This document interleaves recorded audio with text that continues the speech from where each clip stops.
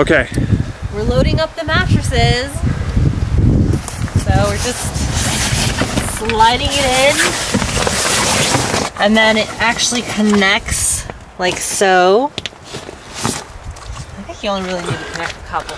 Yeah, it's got these grommets here. I don't know if you can see them, but you can connect the two mattresses. So we'll connect the, you know, just so when we're moving around, we're not slipping and sliding. Okay, and then load up your pillows. Mm-hmm. Well, we have a really nice North Face double sleeping bag, so two people can fit into this. You can unzip it and just make it a blanket, but it's actually pretty warm if you keep it zipped up. So that's what we use. Got it at the REI garage sale. Right.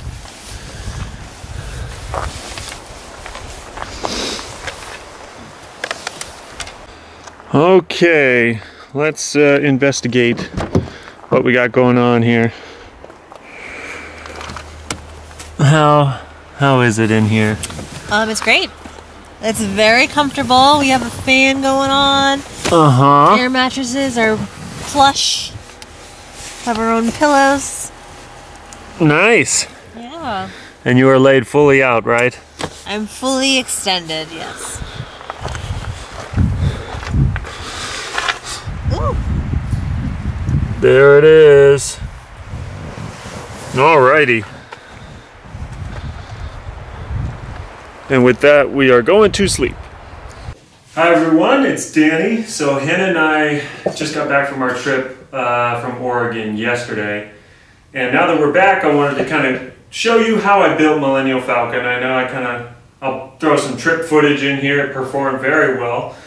So basically, I built Millennial Falcon with a couple things in mind. I wanted it to be as light as possible, as strong as possible, and I wanted it to be modular and easy to put together. So with that in mind, I built it in two halves to, you know, rest on stilts only where necessary. So when getting in the car, I just kind of thought about where's the most weight going to be placed, and then only put stilts there where I thought it was necessary. Everywhere else, I just thought it was dead weight. And so I've got it here flipped. This one's upside down and that one's right side up. Kind of so you can see, hey boy, you can kind of see what I did underneath here. So now I'll bring the camera a little bit closer so that you can take a look at it. Basically, the frame itself, the skeleton, if you will, is built on this just 1x1 easy wood here. You can get it at Home Depot. It's like, God, just a few dollars for, you know, a stick of it. So those are where all the pressure points are going to be, where we're going to be laying down. So when we get in from the back, I knew we needed something here to be strong, and we were going to be putting our weight over here. So everywhere that we were going to put our weight, I put one of these stilts, and nothing more than that. Nothing more than just stilts where you're going to have your weight, because otherwise that's going to make it heavier. And then everywhere that I thought there was going to be lateral force applied instead of just vertical, I would put a mending plate there to kind of reinforce it. So here on the corner one, at the very back, where we're going to be crawling, you can see I put an L-shaped mending bracket right there. And then another one on the front. And so I just thought about where we were going to get in. And in the spirit of keeping it as light as possible, I put it with, what is it, 1/4 inch plywood, I think? As thin as I could go that I felt was still strong enough, plus the 1x pieces to brace it. And that was about it. For all the boxes, for anything that wasn't going to take any weight on it, I used this really thin stuff here. It's called underlayment. I think it's what they put in houses. If you're going to lay down tile or carpet or something, you put this thin wood underneath it. It's extremely light, And that's what I built all the bins out of, is just that stuff, and they're really strong. Oh, these brackets down here are where the platform rests. So imagine, here's the seat, it goes down right here. Initially, I had these as stilts that went all the way to the bottom of the footwell, but those were just too hard to get into the car, and they shifted anyway, and I would have had to build a cross brace, so it just wasn't worth it. And so I just decided to have them rest on the brackets of these shelves here. So that means that the weight is pushing down on these when you're in the car, like this. And then right on top of these is where the bin goes. So upside down, right side up. If the brackets rest on this, I put a thin layer of underlayment, and then I put a little guide on each side, and then the bin just slides right in like that. It's kind of, it looks kind of ugly, but it gets the job done, really. Pretty simple. And so these stilts here, they have these little feet, and these feet, or toes maybe, are what hold this little thin strip here that the bins slide in on. So I'll show you what that looks like when I put the bin in. Oh, okay, everyone. Now here's a look at the front portion. So imagine that this case here is the front of the folded down seat. So basically, this is the front of the folded down seat, and when you put this in, this bracket rests on top of the edge of the seat, and this stilt here just hangs over the air. So obviously when you do that, so the force is going up this way, right?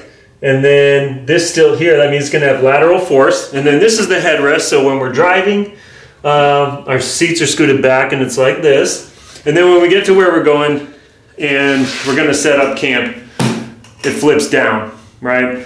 And then of course when it flips down, you see here that this bracket pushes on this stilt. And so it's got a lot of force putting that way. So what I did is, for the front and the stilt here, I put another mending plate here, and I drilled an extra hole there because, you know, that's kind of a weak point, so I kind of reinforced it as much as I could. And then basically, to make as much use of the space, basically, in this little spot here, resting on top of the brackets, that's where these lids go. So here's what I did for the bins, because the lid here was actually a lot of work. So what I did is, the support piece here sticks out a little bit. This support piece right here sticks out a little bit, and that kind of creates a lip that the lid rests on. And then on this side here, same piece of wood, I also created another lip for it to rest on. And this lip here is just a small strip of the 1/2-inch plywood nailed in. And because it's plywood and you're going to be putting weight on it, you do have to have some screws or nails in there. Otherwise it could break. So you can barely see it, but right there is a nail and some other nails. So basically the way I built it is that the front section here, after the lids, is a separate piece. Starting here, it becomes a separate piece. Which means that this joint here, where the back piece connects to the front piece, there's a lot of pressure on it, and it was kind of weak. So I strengthened that by putting a bracket there to hold the two sides together. And then as well, when I flip open the lid, you can see here, in order to strengthen it even more, I put 2 screws here, and these were long deck screws. But when I installed all of the hinges, I went a little crazy and I recessed everything. Was it necessary? I recessed the mending plates here that I used to lock the table in, recessed every hinge. And was it necessary? I don't think so. It took me a long time, but I don't think it is necessary to do. except here at the front, I would recommend it. Most of the times, because I recessed it and I didn't want it to stick up, that means the actual hinge mechanism part of it is facing down. And what that means is when you open the drawer, it doesn't go all the way open like it would with a regular hinge. It just kind of stays open.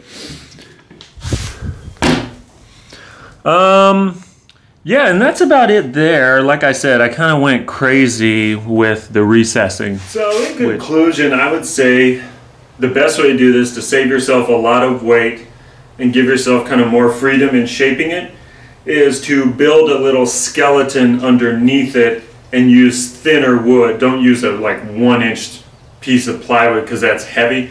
The support and the rigidity should come from the skeleton you build underneath it, not the actual wood itself. So 1/2 inch was, I felt, the thinnest I could get, but still have enough support. So let me show you. So build the skeleton first. So for me, piece here, and then the pieces here, and then have it supported with more stilts. So I would rather have 7 or 8 stilts than 4 stilts in a really thick piece of plywood. So that's what I would recommend. And definitely one of the mistakes I made was I jumped right into it without planning it out first, so that's why it's littered with mistakes. So definitely measure out your car, draw it with graph paper, see exactly how you're going to use it. I designed everything based on how I thought I was going to use it, how far my hands would reach when opening it, all that kind of stuff. So definitely plan it out to the point that every time you make a cut, you know exactly how big that part's supposed to be and where it's going to go. And that's about it. So let me know if you're going to do it yourself. If you have any questions, I'll be happy to answer it. And I'm also, like I said, I'm going to be putting some footage from our recent trip to Oregon on there. Yeah, and that's about it. That's Millennial Falcon. So thanks for tuning in, and yeah, I guess we'll see you again next time, and perhaps, you know, along the way keep making minor improvements. So anyway, all right, I'll check you all out later. Bye.